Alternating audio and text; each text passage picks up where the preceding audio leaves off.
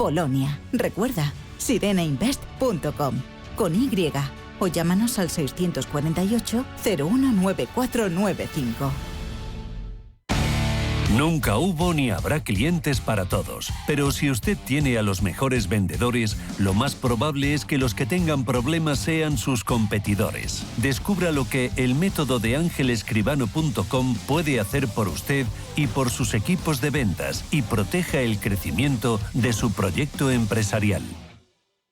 En el Teatro Maravillas Meléndez, Amparo Larrañaga, Iñaki Miramón, Mara Bascal y Juli Fábregas en Laponia. La prima le ha dicho al niño que no existe. Cariño, esto no hay quien lo salve. Ven a divertirte a Laponia. Venta de entradas en teatromaravillas.com. Radio Intereconomía, la radio de los negocios para estar bien informado. Eres lo que escuchas.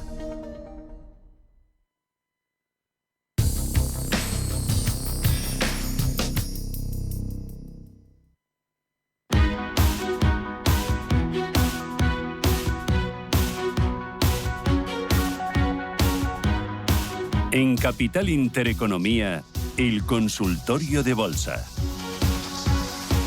Segunda parte de este consultorio de bolsa con Javier Echeverry, responsable de Active Trades. Teníamos pendiente varias cosillas, así que vamos de manera lo más rápida posible. Javier, sin perder detalle, claro. Que tenemos mucha plancha, como suele decirse. ASML Holding, Intuitive, Nvidia, Meta, Plug Power. Bueno, primero de todo, Plug Power, salgamos corriendo. Teníamos un título a 75,49 y ha llegado a un mínimo de 0,9892. Nada, ridículo. No tiene sentido estar en títulos que se convierten desde $75 el título a penny stocks, actualmente, como te digo, cotizando en los 2,57. Bueno, zona de soporte que no veía desde el 19 de septiembre. Desde el 11 de septiembre de 2019 y que, bueno, la tendencia, el sesgo bajista es absolutamente brutal.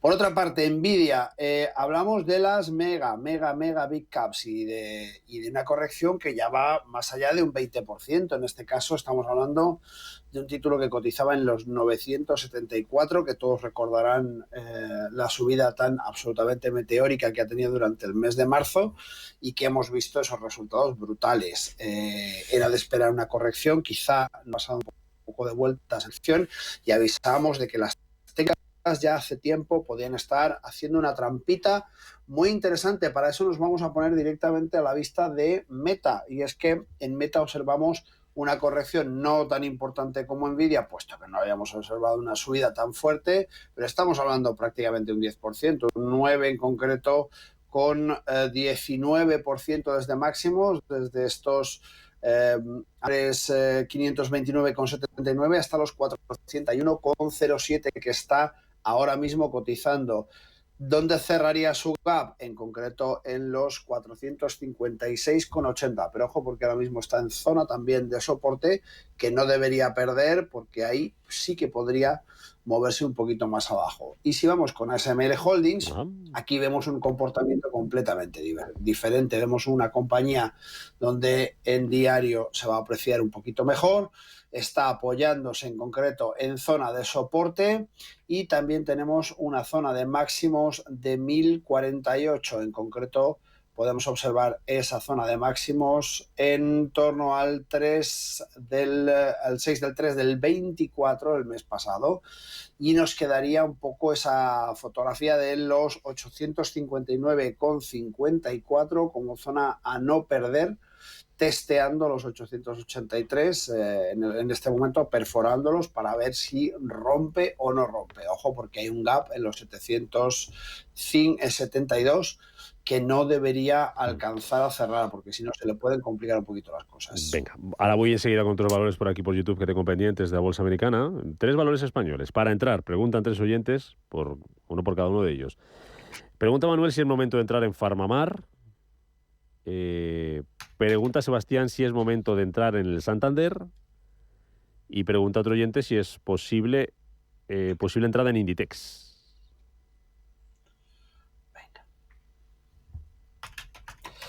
Pues en principio vamos con Farmamar. A ver si me deja esto.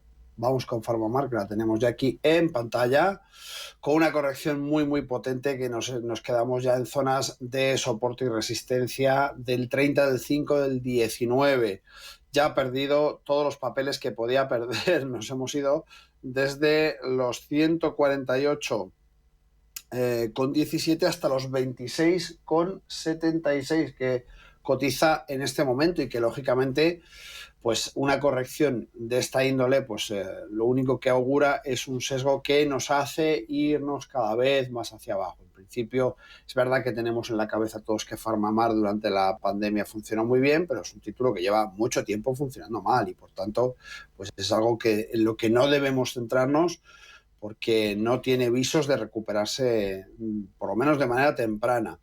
Si hablamos de Santander, pues como siempre digo, de los bancos que suben, pues siempre sube menos, y de los bancos que bajan siempre sube más.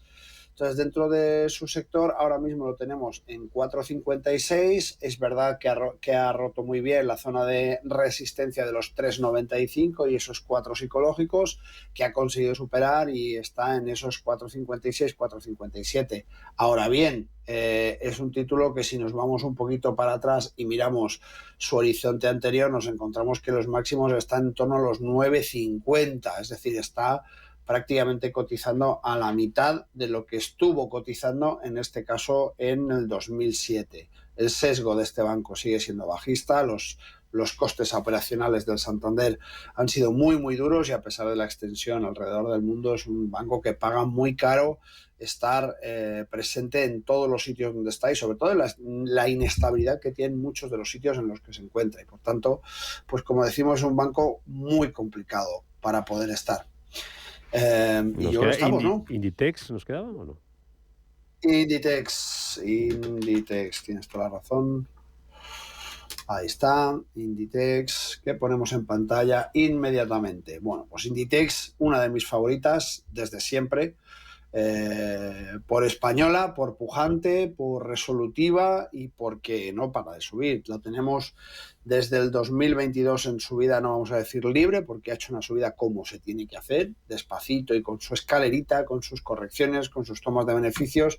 Desde el 27 del 9 es que cotizaba en 20,59, la tenemos cotizando en 44,15, habiendo llegado a cotizar en los 46,91, en concreto el 27 del pasado mes. Ahora mismo zona importante, zona de soporte 41,36, que no debería romper, pero en cualquier caso, como decimos, hace las cosas muy bien, y si rompiera esa zona es bastante probable que nos encontrásemos con una corrección momentánea para después continuar subiendo. En principio, las zonas así como más complicadas, si es que llegara a romper, serían los 38, 87, pero sinceramente creo que no se transitará por esos barrios. Apúntate estos valores. Y ahora escuchamos un audio. Pregunta Vicente por Super Microcomputer, es SMCI, y por MicroStrategy, que es MSTR, las dos con ganancias. Vale, ahora me dices algo de eso, es lo que las vas buscando, y lo sumamos a este audio. Hola, buenos días. Por favor, ¿cómo vería una entrada en Colonial con ticker COL y una entrada en un ETF del Russell 2000, por ejemplo, el que cotiza en París? Muchas gracias por todo y buenos días. ETF Russell 2000, Colonial. Vale, Colonial en pantalla también. Lo del ETF es lo que me queda un poquito menos claro. Un ETF del Russell 2000 que cotiza en París. Sí, no lo sé. Bueno, pues vamos a lo seguro, a la entrada en Colonial, ¿no?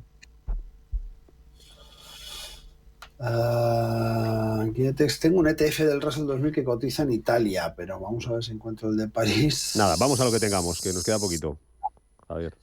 Venga, pues vamos con Super Microcomputers, que la tenemos en pantalla. También ahora mismo testeando esa zona de los 689,38, cotiza en 713,65, una corrección muy importante en estos últimos 3 días. Fíjate que desde el 17 se va hacia abajo, se nos va un 28,62% abajo.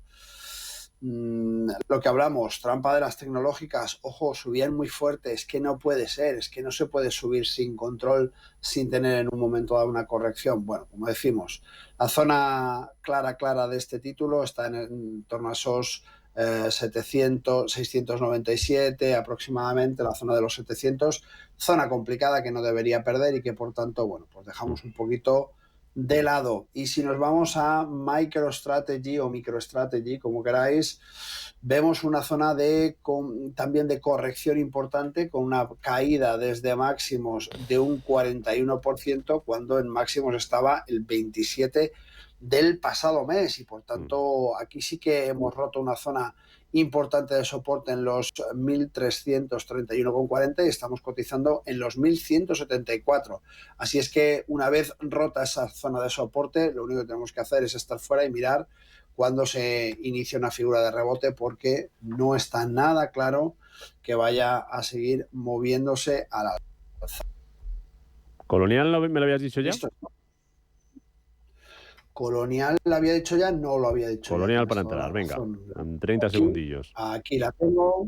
Venga, pues en 30 segundillos, Colonial resurgiendo un poco de sus cenizas en la parte de los 5,21, cotiza en 5,50, intentando rebotar en una zona, como decimos, complicada, y que su siguiente objetivo sería los 6,66. Ojo, porque el sesgo del título es bastante bajista y desde luego si consigue estirar para romper la zona de los 5,50 donde cotiza, le va a costar un poco llegar hasta esos 5,66. 6,66. ARM del Nasdaq, me queda tiempo.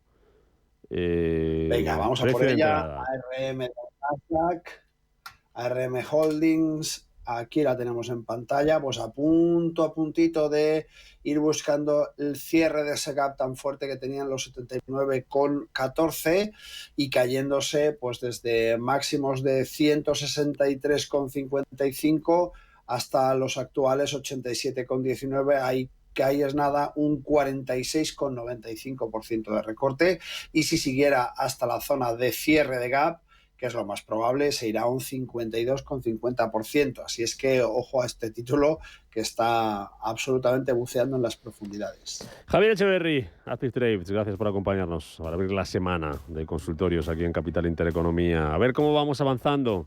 10.804, IBEX 35 ahora mismo, subiendo un 0,7%, y muy pendientes también de ver si el SP recupera esos 5.000. ¿Lo ves capaz? Lo veo capaz. Lo que veo sobre todo es turbulencia esta semana, como hemos dicho, mucha volatilidad, así que aquellos inversores que sean un poquito más conservadores, ojo, porque esta semana vienen curvas. Nos agarramos al volante. Javier, gracias. Un abrazo. Chao. Gracias a vosotros, siempre un placer. Almudena, Antoni, Jade, Manuel y otros muchos no se planteaban marcar la X de la Iglesia, hasta que les invitamos a un viaje en el que vieron con sus propios ojos la gran labor social y espiritual que se realiza. Descubre su experiencia en unviajeportantos.es y marca la casilla de la Iglesia en tu declaración de la renta. Si caminas solo, irás más rápido. Si caminas acompañado, llegarás más lejos. Luna Sevilla es su asesor patrimonial de referencia. Prestando nuestros servicios como agentes de Caser Asesores Financieros, somos una empresa con amplia experiencia profesional y una clara apuesta por la formación de calidad, la información transparente y objetiva, y por el asesoramiento financiero personalizado y continuado. Si desea más información, visite lunasevilla.es o llámenos al 91 762 3442. Para los que quieren ser libres, para los que lo quieren todo y lo quieren ya, para los que son unos campeones o para los que creen que esto es cuestión de magia. Para todos, We Will Rock You, el musical que triunfa con su tercera temporada en el Gran Teatro CaixaBank Príncipe Pío. Entradas en laestacion.com.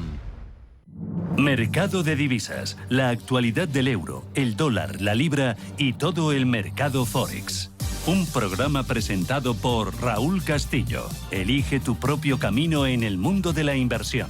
Mercado de divisas, los miércoles de 10 a 11 de la noche en Radio Intereconomía.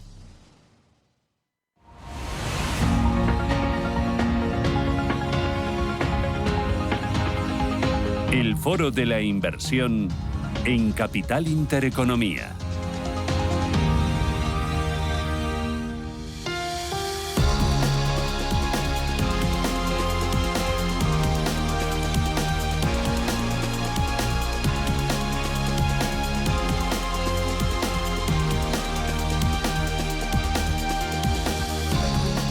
Diez y 22 minutos de la mañana, esto es Radio Intereconomía y abrimos nuestro foro de la inversión. Hablamos de la inversión en activos alternativos, en private equity, y lo hacemos con Ramiro Iglesias. Ramiro, ¿qué tal? Muy buenos días. Buenos días, Susana. ¿Qué tal? ¿Cómo ha ido el fin de semana? Ha ido fenomenal. Sí. Sí. Muy familiar. Bueno, no está mal.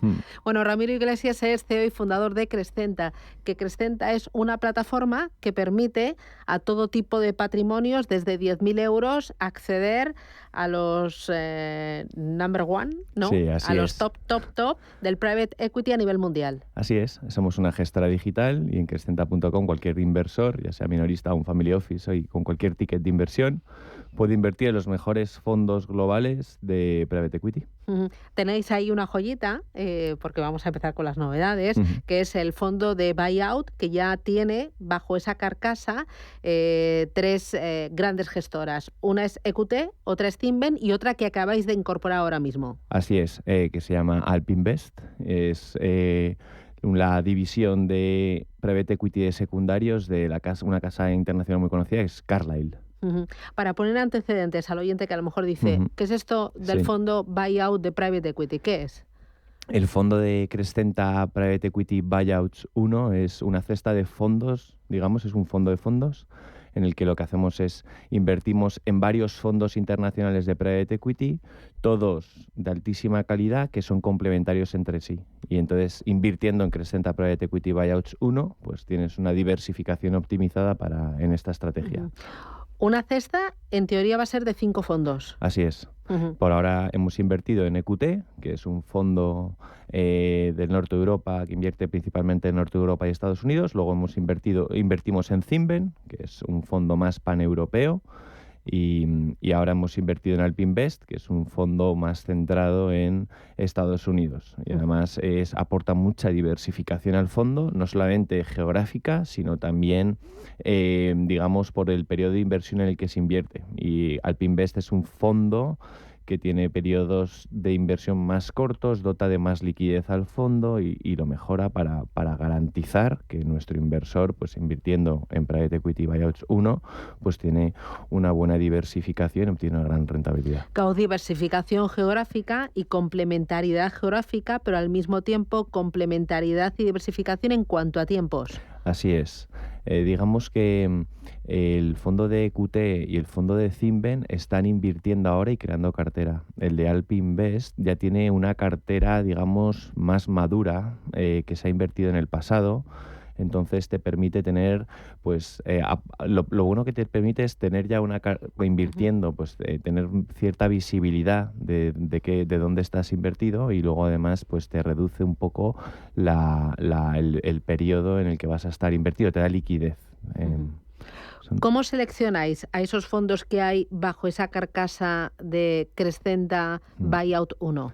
Pues una vez establecimos la estrategia en la que queríamos invertir, que era el Private Equity Buyouts, y también el tipo de compañías a las que queríamos tener exposición, que son principalmente grandes corporaciones, compañías con valoraciones superiores a 500 millones, nos fuimos a ver con los fondos, pues, que se dedican a esta estrategia, y después de hacer un análisis hiper exhaustivo y compararlos entre sí, pues tomamos la decisión de dónde queremos invertir. La primera inversión que hicimos fue EQT, y a partir de ahí, pues lo que vamos es buscando estrategias o fondos complementarios que mejoren la exposición de esa cartera. ¿Por qué 5 fondos y no 3 o no 7? Bueno, creemos que hay un punto óptimo de diversificación, que es una diversificación relativamente concentrada, en el que con 5 nombres bien seleccionados tienes suficiente diversificación sin renunciar a un potencial alto de rentabilidad. Cuando hay un exceso de diversificación puede haber una reducción de rentabilidad, porque al final, pues, acabas invirtiendo en cosas de peor calidad. ¿El que haya una carcasa y debajo 5 fondos no encarece los costes? No, ni mucho menos, todo lo contrario. Reduce los costes en relación con otro tipo de fondos. ¿Y por qué a mí estos gigantes EQT, Cinven, Alpinvest me permiten entrar desde tickets pequeños para lo que es un private equity, que son 10.000 euros? ¿Por qué hacen este gesto? Te lo permitimos nosotros, gracias a montar un vehículo regulado en el que nosotros aceptamos cualquier tipo de ticket establecido por la ley a partir de 10.000 euros de compromiso, que luego hablamos y son compromisos que hemos hecho gradualmente y demás. Pero somos nosotros los que permitimos poder acceder a estos grandes fondos. Estos fondos sí que tienen tickets mínimos de decenas de millones y siguen reservados para grandes inversores institucionales o grandes fortunas. Nosotros, gracias a la tecnología y ser una entidad regulada, podemos montar un fondo y ese fondo podemos nosotros decidir a quién damos entrada y nuestro objetivo es dar entrada a todos los inversores minoristas que quieren ganar exposición al private equity. Dices dar entrada, pero antes has mencionado compromiso. Sí. ¿Qué significa eso? Cuando tú inviertes en un fondo de private equity, lo que haces es asumes un compromiso de inversión. Por ejemplo, pues el mínimo son 10.000 euros. Y dices, oye, yo me comprometo a invertir en Crescenta Private Equity 1 10.000 euros. Y nosotros te vamos pidiendo esos 10.000 euros de manera gradual y a lo largo normalmente de un periodo de 4 o 5 años. Entonces serían 2.000 euros al año. Y te lo vamos pidiendo gradualmente para ir haciendo las inversiones de manera gradual. Y cuando empezamos a hacer las desinversiones, te devolvemos la cantidad que nos has ido dando con la rentabilidad que vas obteniendo. Y me lo devuelves también de forma gradual. De forma gradual. Claro, el periodo de petición son de 4 o 5 años y el periodo de distribución otros 4 o 5 años. Entonces, en total mínimo serían 8 años. En total estás entre 8 y 10 años siendo partícipe de este fondo y lo bueno que tiene es que el periodo de inversión, al ser gradual, pues es una muy buena forma de ahorro y planificar tu patrimonio financiero. Y luego el periodo de distribución, pues es una renta extra que te va entrando, que bueno, pues es fantástico. ¿Qué rentabilidad debo yo pedirle a este fondo que tiene compromiso o iliquidez, como lo quieras llamar? Sí. Los fondos en los que invertimos dan rentabilidades netas medias cercanas a los 20%. Nosotros le decimos a nuestros inversores que nuestro objetivo es dar 15% neto de comisiones de rentabilidad anual. Independientemente del ticket que inviertas durante esos 10 años. Durante esos 10 años. Sí, sí. 15% de rentabilidad neta anual desde el primer año. Sí, nosotros vamos haciendo las inversiones y cuando se te vayan haciendo las distribuciones, de algún modo la rentabilidad que vas a obtener anualizada va a ser del 15%. ¿Eso es lo que llamáis curva J? La curva J es un concepto un poco técnico que me da miedo hablar por si generamos confusión, pero... No, pero me gusta esto, ¿no? Es una sexy curva J. Sí, la curva J es algo que se habla mucho en el mundo del private equity y es que en el periodo en el que tú estás invirtiendo, creando cartera, pues al final adquieres compañías que todavía tú no generas rentabilidad. Al principio del periodo del fondo no generas rentabilidad porque, digamos, es... Cuando tú compras una casa y haces la reforma, es todo gasto. Hasta que no la empiezas a alquilar o la vendes, no obtienes una rentabilidad. Pues la curva J emula un poco esto. Tú compras una compañía y tienes que hacer cambios y mejoras para poder empezar a generar una rentabilidad. Entonces, los primeros años de inversión en private equity, digamos, hace una forma de J porque al principio...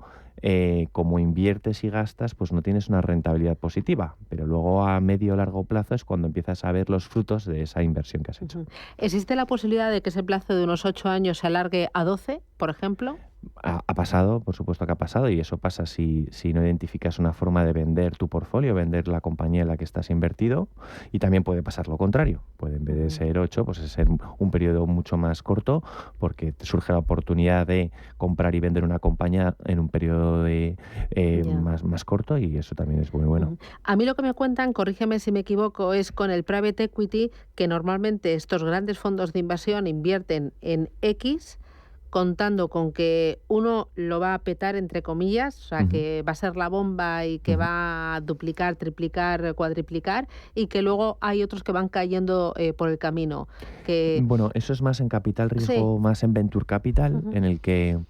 como son en venture capital, pero es muy diferente al private equity, es si inviertes en compañías nuevas, muy poco maduras, en las que, bueno, pues tú inviertes y como no tienes visibilidad realmente del potencial que vayan a tener, tienes menos visibilidad sobre su futuro. En este caso no es así, tú inviertes en compañías súper maduras. Por ejemplo, EQT, pues en España acaban de comprar la Universidad Europea, o han comprado un Parques Reunidos, o Idealista, ya empresas consolidadas, con negocio, con trayectoria. Son compañías súper consolidadas, claro. O sea, compañías más grandes y más sólidas en muchos casos que las que cotizan en bolsa. Claro, y entiendo que el fondo de Private Equity lo que entra es para aportar capital, pero también para ayudar en la gestión y hacer, por ejemplo, un salto internacional, ¿no? Salto internacional, optimizar la actividad diaria, hacer adquisiciones de otras compañías. Se ayuda financiando de manera privada, se les financia para cumplir los nuevos grandes hitos y que sigan creciendo y aportando rentabilidad. El private equity ha sido un activo en el que siempre han invertido los institucionales, mucho fondo de pensiones, planes de pensiones, pero de toda la historia. Ellos han sido, también, o sea, es una inversión estructural para sus carteras. Sí, los fondos soberanos. De hecho, en uno de los fondos en los que estamos, pues un gran porcentaje de la inversión del fondo es de fondos soberanos. Y es la metodología favorita de inversión a largo plazo para estos grandes inversores institucionales, porque es con lo que no solamente preservan patrimonio, sino que lo duplican de manera recurrente.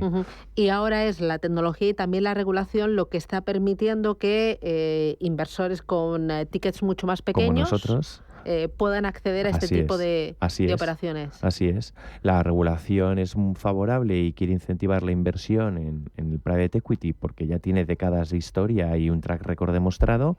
Es totalmente complementario a una cartera de inversión tradicional y Crescenta, pues somos los facilitadores de acceso a estos fondos aprovechando el marco regulatorio favorable. ¿La tecnología lo permite sin perder ni una pizca de seguridad? Al revés, da más seguridad, porque la tecnología te garantiza escalar con control de operaciones, tener muy controlado a cada uno de los inversores y hacer las cosas con rigor y cumplimiento normativo. Dos dudas más. Cuando yo invierto en un fondo de renta variable, por ejemplo, yo me meto en Morningstar y veo las estrellas y en una sola pantallita pues yo ya tengo la distribución geográfica, los valores, las mayores posiciones, la rentabilidad anual, y lo tengo en tiempo real, pero cada 3 meses a mí la gestora me suele mandar también los movimientos que ha hecho el gestor en el fondo. ¿Con el private equity pasa lo mismo? O sea, ¿yo qué tipo de información tengo? Tradicionalmente no había tanta información. En Crescenta lo que queremos hacer es precisamente replicar la experiencia de inversión que tienes cuando inviertes en líquidos y trimestralmente te damos una valoración del fondo y te damos una ficha sobre el fondo en el que te damos toda la información sobre su historia, qué han hecho, quiénes hay detrás, qué compañías han invertido, en comparables, etcétera, tal, para que tengas muchísima información y mucha seguridad para saber dónde está invertido tu dinero. Y luego, cuando yo miro uno de esos fondos de renta variable global donde invierto, pues yo veo pues que hay movimientos todos los días. Veo ahí la cotización, ¿no? Pues ahora con lo de la guerra, pues digo, me voy a meter más, a ver si ha bajado, a ver si ha subido. Oye, si ha bajado, a lo mejor hago aportaciones. Aquí, o sea, yo como veo... Estas son valoraciones trimestrales principalmente. La fluctuación, lo bueno que tiene es que no tienes esa volatilidad en tu cartera que puedas tener cuando inviertes en mercados financieros. Tampoco, además te obliga a ser disciplinado. O sea, no es cuando el problema de ver una volatilidad y fluctuación en tu cartera es que empiezas a hacer market timing, no sé qué, y a hacer compraventas, y a largo plazo eso no es sostenible ni está demostrado que no da buena rentabilidad. La inversión en private equity, trimestralmente te vamos informando, pero te obliga a delegar las decisiones de inversión en los gestores, que son los grandes profesionales de esta industria que tienen muchas décadas de track record o de experiencia profesional y que, bueno, pues de algún modo te ayudan a confiar en que tu dinero está en buenas manos. Y para terminar, 2 preguntas. ¿Por qué invertir en private equity y por qué hacerlo con Crescenta? Invertir en private equity es totalmente complementario a la inversión tradicional, te mejora la diversificación y te aporta mucha más rentabilidad de manera consistente a largo plazo. Y con Crescenta puedes invertir en los mejores fondos internacionales con unas condiciones hipercompetitivas, comisiones muy bajitas y muchísima visibilidad sobre tu inversión. Pues Ramiro Iglesias, CEO y cofundador de Crescenta. Muchísimas gracias, enhorabuena y a seguir creciendo. Un abrazo fuerte. Muchísimas gracias. Hasta pronto.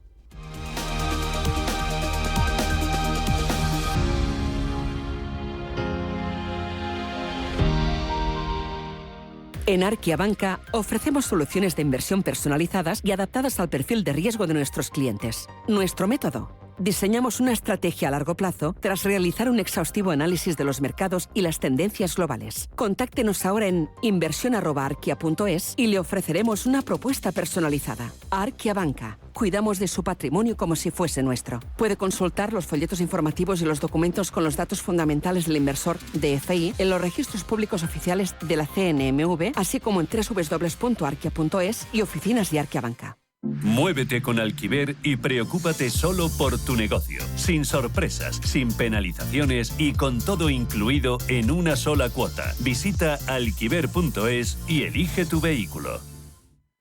Este año regala tecnología beauty por el Día de la Madre con el dispositivo de microcorrientes de Foreo Verdos, que eleva, esculpe y reafirma. Cautivará a todo tipo de madres, las impacientes, las exigentes, las presumidas, las prácticas. Descubre este y el resto de dispositivos de la marca sueca líder en foreo.com o en la parafarmacia del Corte Inglés. ¿Sabías que el coste de no aplicar medidas de ciberseguridad por parte de las empresas supone 110.000 millones de euros? Hablamos del 0,8% del Producto Interior Bruto. Por coste, pero también por reputación y por custodia, la ciberseguridad se ha convertido en un elemento estratégico para cualquier empresa. Este jueves, en Capital Intereconomía, especial ciberseguridad, con el patrocinio de Inmasan Seguros.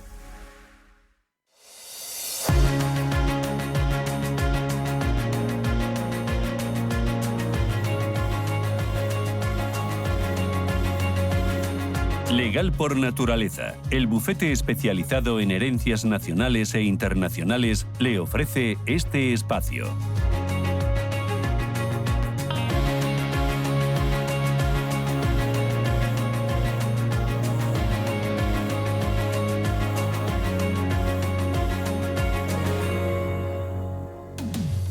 Este es un espacio en el que respondemos a sus dudas sobre herencias, sobre testamentos. Pueden poner el foco también en las herencias internacionales.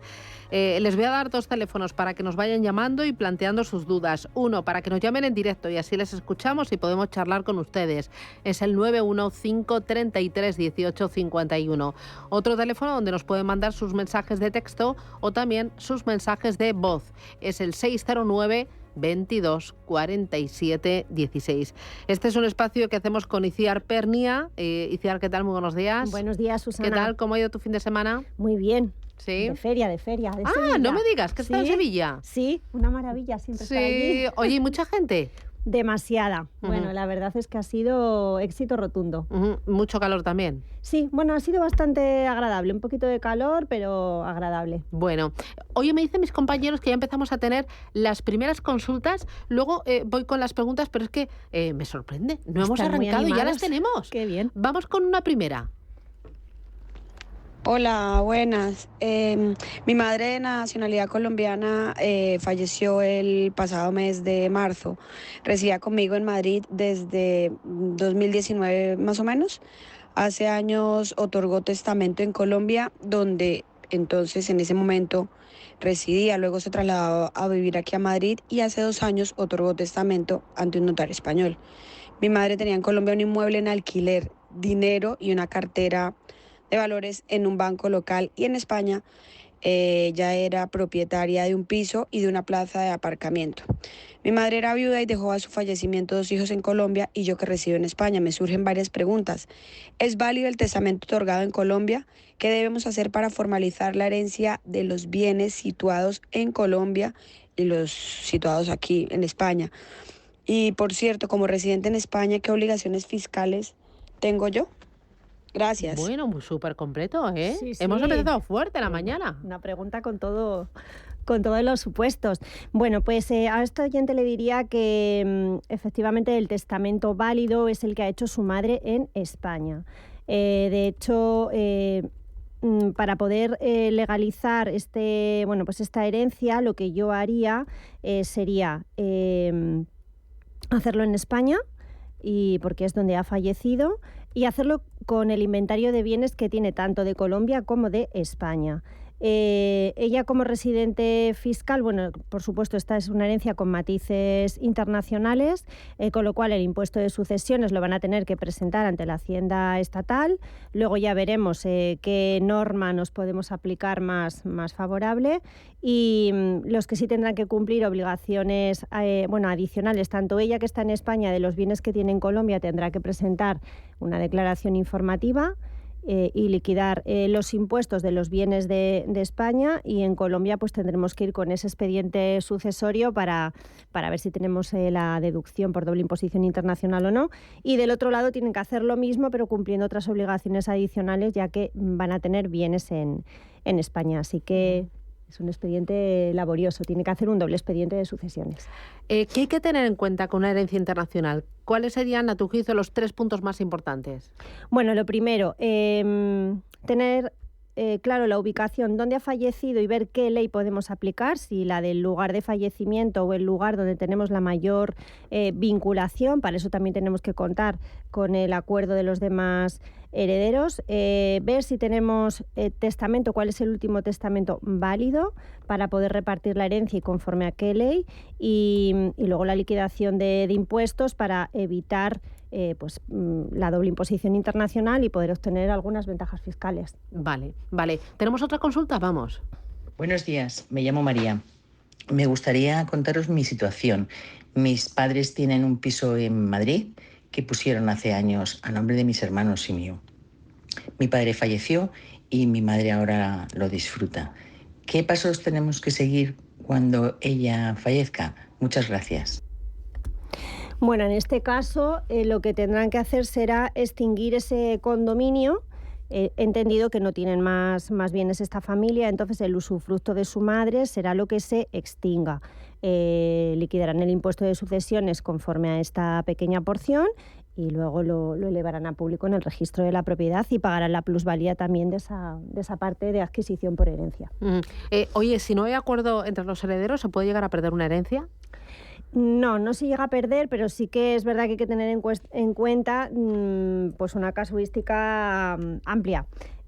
¿Por qué? Porque si no llegamos a un acuerdo, el heredero que no está de acuerdo puede renunciar, por ejemplo, y eso siempre lo tiene que hacer en un documento público para que pueda crecer a los demás, es decir, que su parte se reparta entre los demás. Luego, si no hay acuerdo, hay que tener en cuenta si hay testamento o si no lo hay, porque si hay un testamento, pues tendremos que nombrar a un contador partidor. Claro, ¿eso cómo lo hago? Pues el 50%, la porción de herederos que represente más del 50%, puede notarialmente solicitar el nombramiento de un contador partidor. Pero si igualmente cuando este contador partidor hace el reparto no están de acuerdo, siempre nos podemos ir al juzgado a hacer esa partición judicial y a impugnarlo. Vale, y luego, en este caso, ¿qué ocurre si los herederos no se ponen de acuerdo? ¿Qué alternativas hay a ese desacuerdo para no perder la herencia? Bueno, aunque hay un testamento, porque es verdad que la herencia la podemos repartir vía legados o vía porcentaje de participación, en ese caso siempre es lo más sencillo, ¿no? Porque podemos llegar a un acuerdo en cuanto a compensaciones para que todos reciban lo mismo, ya sea en bienes o ya sea en dinero. Cuando hay, y si no estamos de acuerdo, pues nos vamos a la notaría, como he dicho, con el contador partidor o al juzgado a hacer una partición judicial. Cuando hay una declaración de herederos en el que son los propios herederos quienes tienen que ponerse de acuerdo para hacer ese reparto a su conveniencia, pues el problema se acrecienta, ¿no? ¿Por qué? Porque podemos renunciar o podemos aceptar siempre que no haya excesos de adjudicación, y siempre nos queda la vía del juzgado. Pero para eso es verdad que podemos tener soluciones alternativas si nuestro fallecido en su momento puede ver que hay problemas para establecer otras maneras de repartir. Claro, soluciones alternativas, por ejemplo. Eso es. Pues la herencia en vida, ¿no? Que se habla mucho de ella, pero no sabemos muy bien en qué consiste, ¿no? Realmente es como si fuera una donación. Ya. Lo que pasa que esa donación tiene que reunir una serie de requisitos y también de limitaciones. ¿Por qué? ¿Por qué se suele dar una herencia en vida? Bueno, pues porque queremos evitar conflictos entre nuestros herederos, porque puede tener una ventaja fiscal y entonces se minora el impacto respecto de la herencia, pero también el que lo recibe tiene que ser consciente de que hay que liquidar impuestos, que esto no es me dan un piso y a la que bien ya no hago nada con ello, ¿no? Y por ejemplo, de impuestos, ¿qué impuestos hay de diferencia entre una herencia y una donación? No, a ver, lo que pasa es que los impuestos se difieren en el tiempo. Entonces, en esta herencia en vida donación, lo que tenemos que pagar es el impuesto de sucesiones y donaciones. Si hemos recibido además bienes inmuebles, pagaremos plusvalía. Pero es verdad que por herencia en vida no puedo donar lo que yo quiera. Si estoy donándole a un tercero que no es descendiente mío, solamente le voy a poder dar el equivalente al tercio de libre disposición. Si le estoy donando a un descendiente directo, le puedo donar lo que corresponda a la legítima, a la mejora o al tercio de libre disposición. Pero nunca puedo donar más de aquello que me permita mantener mis condiciones de vida. O sea, no puedo desprenderme de todo. Muy bien. Voy con otra nota de audio. Hola, soy Cristina de Madrid. Gracias por toda la ayuda que nos dan. Me gustaría saber cuánto tiempo puedo tener para aceptar o renunciar a una herencia. Gracias. ¿Qué dices? Tiempo. Pues a ver, hay que tener en cuenta dos momentos temporales. Una cosa es aceptar la herencia y otra cosa es repartirla. Entonces, para la acción de repartirla son 30 años y para la acción de aceptarla son 15. Entonces, lo más importante es aceptar la herencia. Luego ya nos la repartiremos. Vale. Para una herencia nacional, donde el heredero está en España, el propietario también está, o sea, el que ha fallecido también está en España y todos los bienes están en España, entiendo que también habrá que tener en cuenta cada una de las comunidades autónomas, porque ¿hay las mismas normas y existen los mismos impuestos o es muy diferente? No, el mismo impuesto como tal sí, pero como la recaudación está cedida a las comunidades autónomas, depende de la que nos encontremos, la norma y las bonificaciones son distintas. Entonces, si estamos en Madrid o estamos en Andalucía, pues estaremos bonificados a un 99%, si estamos en Cataluña, pues ya no vamos a estar tan bien. Entonces, también es interesante, sobre todo cuando tenemos un patrimonio importante por heredar, el organizar la herencia futuro. O sea, qué ventajas fiscales voy a tener si estoy en una comunidad autónoma o estoy en otra, qué es lo que estoy heredando para ver qué valoración tiene y qué le conviene a lo mejor a ese testador, si donar una parte, herencias en vida, dejar en herencia otra parte. ¿Por qué? Porque es muy diferente los impuestos, o sea, la cantidad de impuestos que van a pagar sus herederos. Claro, has hablado de la valoración. Lo de la valoración lo entiendo muy bien cuando son cuentas corrientes o cuando es un fondo de inversión, porque lo tienes ahí. Pero imagínate que es un inmueble. ¿Cómo y quién valora el inmueble? Se tienen en cuenta dos datos. El valor fiscal, que Hacienda es la que por tablas nos dice cuánto vale ese inmueble a la fecha actual, y el valor de mercado. Entre el valor fiscal, que es lo mínimo por lo que podemos declarar en nuestro impuesto de sucesiones esos bienes que estamos heredando, y el valor de mercado que lo determinamos nosotros. Bueno, ahí ya depende de cómo sea los herederos con los que estamos, los coherederos, ¿no?, con los que estamos en esa herencia. Puede ser un tasador inmobiliario oficial, podemos acudir, pues ver un poco cuál es el mercado de la zona donde está nuestro inmueble, o por cuánto, si ya tenemos un comprador, por cuánto vamos a cerrar esa operación de compra-venta. ¿Para qué? Pues para intentar obtener ventajas fiscales y minorar el impacto, ¿no? Siempre es más interesante pagar impuesto de sucesiones dependiendo de la comunidad autónoma en la que estemos que pagar un incremento de patrimonio en renta. ¿Y un heredero puede donarle su parte a otro heredero? No, donar como tal no, hacer compensaciones dentro de esa aceptación de herencia, sí, pero lo que pasa es que todos tienen que heredar lo mismo. Primero hay que aceptar la herencia y luego ya una vez que lo haya aceptado ya puedo o donarlo, venderlo o hacer lo que quiera. Sí, si no estaríamos hablando de la venta de derechos hereditarios. Vale, ¿qué diferencia hay entre la venta de derecho hereditario y la venta de mi parte de la herencia? Pues son dos negocios jurídicos distintos. Entonces, si yo estoy vendiendo los derechos hereditarios por un precio, yo lo que estoy vendiendo es, le estoy cediendo mi posición en esa porción del caudal hereditario. Y luego heredará pues el 40% de una casa o de una cuenta bancaria o lo que corresponda. Sin embargo, si yo estoy heredando una casa y yo luego se lo quiero dar a otro heredero, vender, pues ya estaríamos en una compraventa. Y eso no... Y no por es muy ejemplo, interesante. ¿el resto de los coherederos pueden poner pegas si yo vendo mis derechos hereditarios? Sí, claro que sí. De hecho, tienen un mes desde que ellos son conocedores de esta venta de derechos hereditarios para recomprarlos. Bueno, pues porque puede haber familias en las que no se quiere que el patrimonio familiar caiga en manos de otra persona. Efectivamente, pues salga de la familia, o porque haya una empresa, o porque haya, bueno, pues sobre todo cuando hay patrimonios importantes o familias que están muy bien avenidas y simplemente no quieren que entre nadie de fuera. No, entiendo que con una herencia lo más importante de gestionar son las relaciones familiares y el tema de los impuestos. Sí, básicamente. Bueno, y los tiempos, ¿no? Sí, porque muchas veces yo le entiendo, ¿no? Es una situación principalmente emocional y a lo mejor pues nos pilla de sorpresa, no estamos preparados, no sabemos muy bien el camino a seguir y lo vamos dejando, ya se resolverá. Y al final el ya se resolverá pues trae consecuencias. Entonces sí, es importante tener claro cuáles son los plazos, los límites para ciertas acciones y en esos plazos manejar también para que podamos llegar a acuerdos.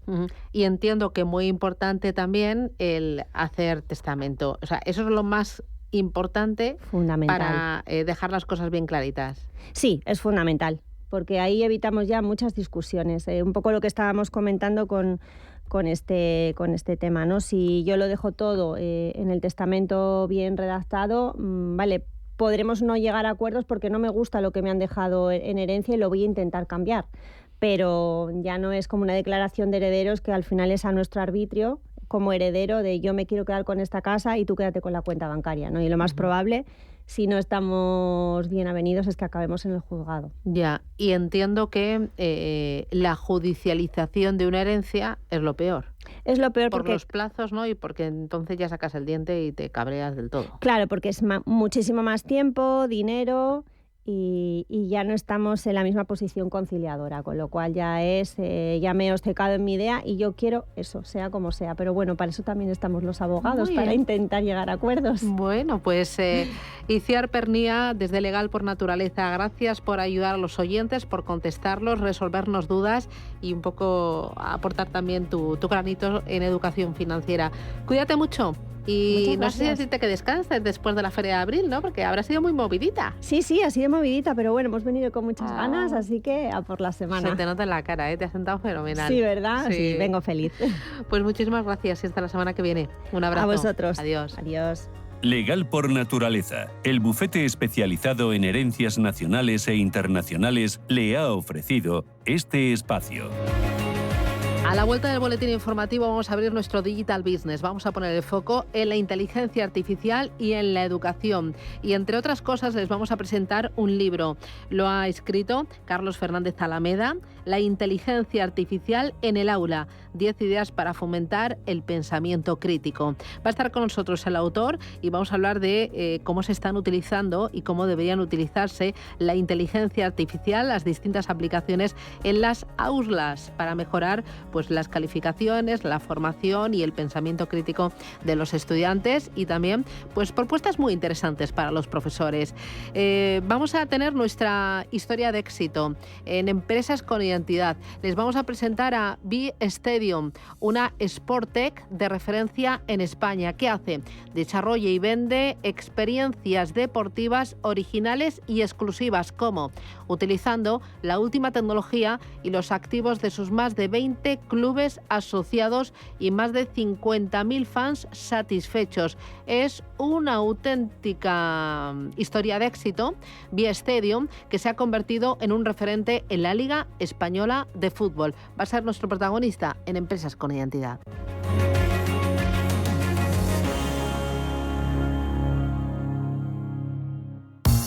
Hacer las cosas bien es más fácil que perder a una familia para siempre. Resuelve todas tus dudas con Itziar Pernia en Todo por Escrito. Asesoramiento especializado en herencias nacionales e internacionales. Infórmate en legalpornaturaleza.net o en el 91 571 6016.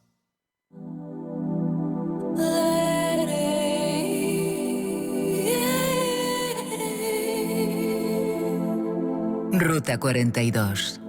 Los sábados a las 8 de la tarde en Radio Intereconomía.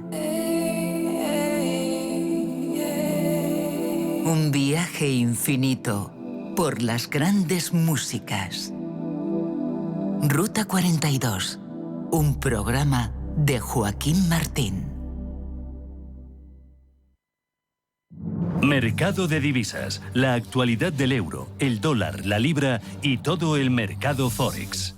Un programa presentado por Raúl Castillo. Elige tu propio camino en el mundo de la inversión.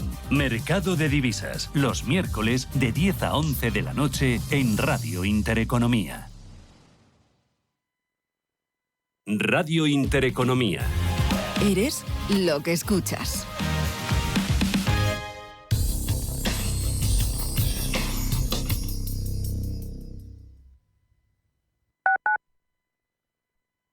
Urbanitae es una nueva plataforma de inversión inmobiliaria que te permite invertir a lo grande con cantidades pequeñas.